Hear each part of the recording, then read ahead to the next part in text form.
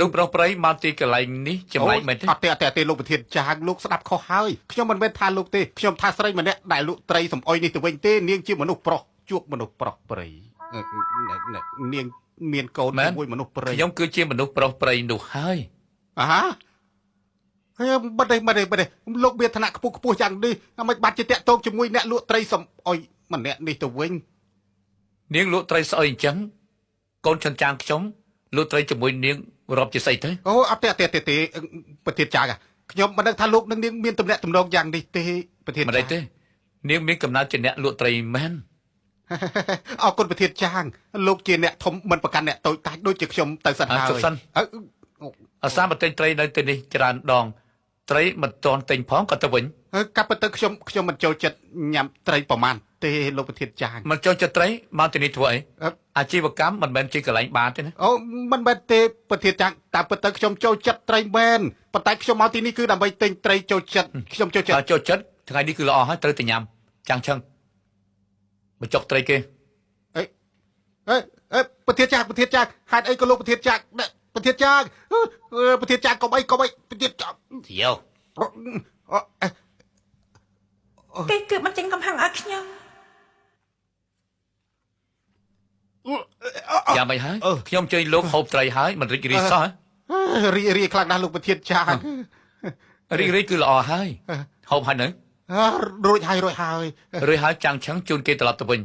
ប្រាប់ប្រពន្ធរបស់លោកបើសិនជានាងចង់លែងរះមេធាវីរបស់ខ្ញុំរកឲ្យថ្លៃចំណាយមេធាវីគឺខ្ញុំលោកប្រធានចាងកុំអីលោកប្រធានចាងដោះលែងខ្ញុំទៅលោកប្រធានចាងកុំធ្វើបាបខ្ញុំអីលោកប្រធានចាងនាងកុំគិតច្រើន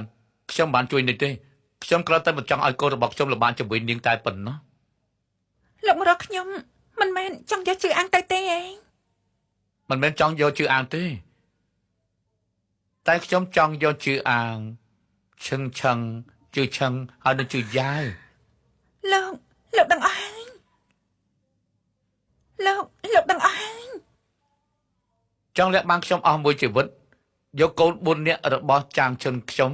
តាមនាងអស់មួយជីវិតទទួលយកការប្រមាថបែបនេះនេះគឺ500លានក្នុងនេះគឺ400លានគឺអរគុណនាងដែលបានបង្កើតនៅចិញ្ចឹមហើយនៅសល់100លានគ្រាន់សម្រាប់ជីវិតរបស់នាងនាងចង់ឲ្យកូនខ្ញុំលួចត្រីមួយជីវិតជាមួយនាងម៉ាមីមិនចូលចិត្តពូនោះទេឆេញអស់មិនថាដេតឌីនតាខ្ញុំមិនយកទេយល់អស់នាងគិតបានច្បាស់ណាបាននាងចង់ប្តឹងខ្ញុំនឹងខំប្រឹងឲ្យអស់ពីកម្លាំងកាយចិត្តដើម្បីដណ្ដើមកូនខ្ញុំមកវិញពេលនោះមួយកាក់មួយសេនក៏នាងមិនបានដែរខ្ញុំអាចជួបកូនខ្ញុំបានទៀតទេអីគេខ្ញុំថាកូនទៅនៅផ្ទះគ្រួសារចាំងជាមួយលោកហើយចាំបើពួកគេនឹកខ្ញុំនោះអាចឲ្យខ្ញុំជួបពួកគេបានទៀតទេខ្ញុំយល់ព្រមឲ្យខ្ញុំនាំគេត្រឡប់ទៅវិញទេលោកយល់ព្រមឲ្យខ្ញុំបានជួបពួកគេខ្ញុំយល់ព្រមទុកចិត្តចុះខ្ញុំមិនឧស្សាហ៍ទៅរំខានក្មេងទេហើយខ្ញុំក៏មិនទៅចេញមុខមាត់ឲ្យប៉ះពាល់ដល់កេរ្តិ៍ឈ្មោះរបស់លោកដែរនាងហេតុអីស្រាប់តែកែប្រែកំណត់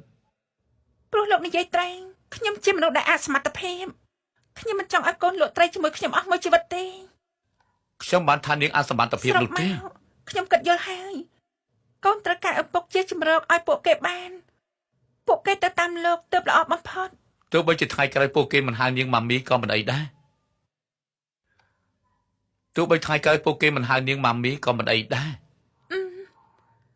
ឲ្យតែលោកល្អដាក់ពួកគេថ្ងៃក្រោយខ្ញុំមិនបានលើពួកគេហៅថាម៉ាមីក៏មិនអីដែរ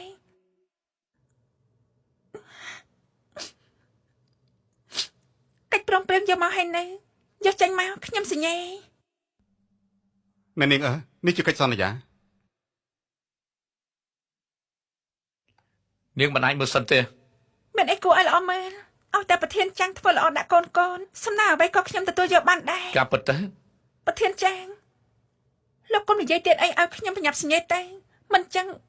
ខ្ញុំស្ដាយក្រោយហើយកូនពួកឯងមានដេតនេះហើយថ្ងៃក្រោយមិនបាច់លំបាកជាមួយម៉ាមីទៀតទេម៉ាមី